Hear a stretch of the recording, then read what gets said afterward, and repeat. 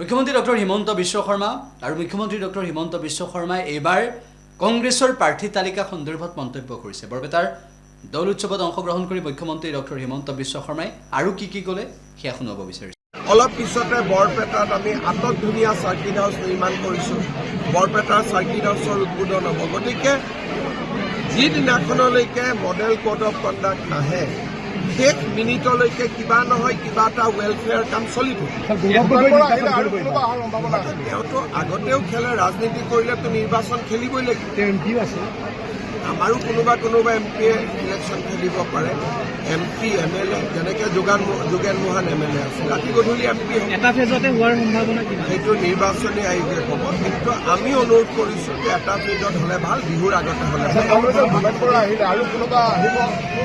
আহিব গতিকে বহুত মানুহ আছে। কিন্তু যদি মই চবক কংগ্ৰেছত আনি থাকোঁ তেতিয়াহ'লে মোকে বিজেপিৰ পৰা উলিয়াই দিব। অহাকালি কমলাক্ষ দে, বসন্ত দাস, শশীকান্ত দাস অহাকালি ৰাতিপুৱা 8 বজাত তেওঁলোকে বিজেপি দলত গৌৰৱ গগৈ যোৰহাটত নিৰ্বাচন খেলাৰ বাবে সাজু হৈছে। কেনেকুৱা কিন্তু ময়ো জালুকবাৰীত সাজু হৈছোঁ। কিন্তু তাৰ কি কমেণ্ট? সেইটোতো কোনো কমেণ্ট নাথাকে। Every year I try to get the Bharatiya Chandra during Holi. Sometime I could come, sometime I could not come. This year I am really fortunate that I could come. I could offer my prayer to Lord Krishna, Lord Dolgobi.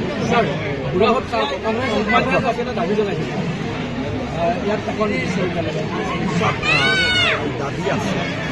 বৰপেটাত অসুবিধাটো এটাই, বৰপেটা নগৰখনক কেন্দ্ৰ কৰিতো নহ'ব।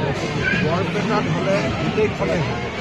গতিকে কিছুমান বস্তু বৰপেটাত দিওঁতে পবিত্ৰতাটো ৰক্ষা হয় নহয় তাক চাব লাগিব। আমি বুঢ়া সত্ৰীয়াৰ কাৰণে অনুৰোধ কৰিম, আপোনালোকক অনুৰোধ কৰিম, পিছত আপোনালোকে তাত পঢ়িব নাপায়। সেইকাৰণে ইয়াত কিবা এটা কাম কৰাৰ আগতে মই 3বাৰমান চিন্তা কৰিব যে কামটো আমি কৰি দিলোঁ, ফলটো আমি নাপাওঁ। সেইকাৰণে এনেকৈ কৰিব লাগিব, কামটো আমি কৰিব লাগিব, ফলটো আমাৰ লগত থাকিব লাগিব। সেইকাৰণে মই ইয়াত কিবা কৰিলে ভাবি চিন্তি কৰিম।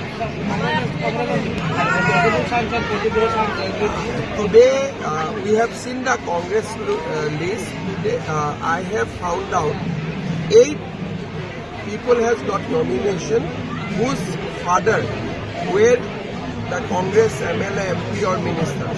So it is a list symbolizing family politics of Congress party. Thank you.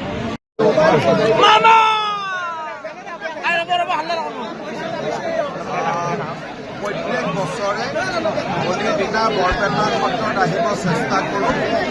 আমি বৰপেটা সত্ৰত হোলীত আহি আমাৰ কইলা বাবাক সেৱা কৰাৰ, দৌল গোবিন্দক সেৱা কৰাৰ সৌভাগ্য হ'ল।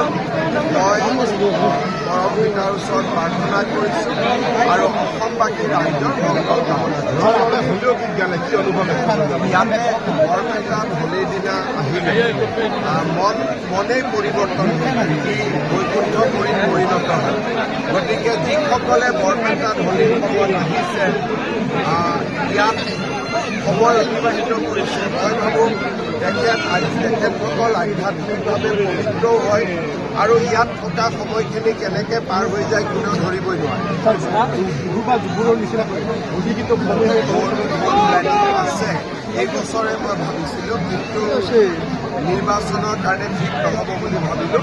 ভৱিষ্যতে এইটো মোৰ পৰিকল্পনাৰ তাৰ ওপৰত মোৰ ধাৰণা নাই। কিন্তু যদি বিহুৰ আগতে নিৰ্বাচন হ'ব লাগে তেনেহ'লে 20 মাৰ্চৰ আগতে ঘোষণা হ'বই লাগিব। যদি বিহুৰ পিছত যায় বেলেগ কথা। সেইকাৰণে আমি এক প্ৰকাৰ সাজু হৈছোঁ। আজি আমাৰ ৰাজ্যিক নিৰ্বাচনী সমিতিৰ বৈঠকো আছে।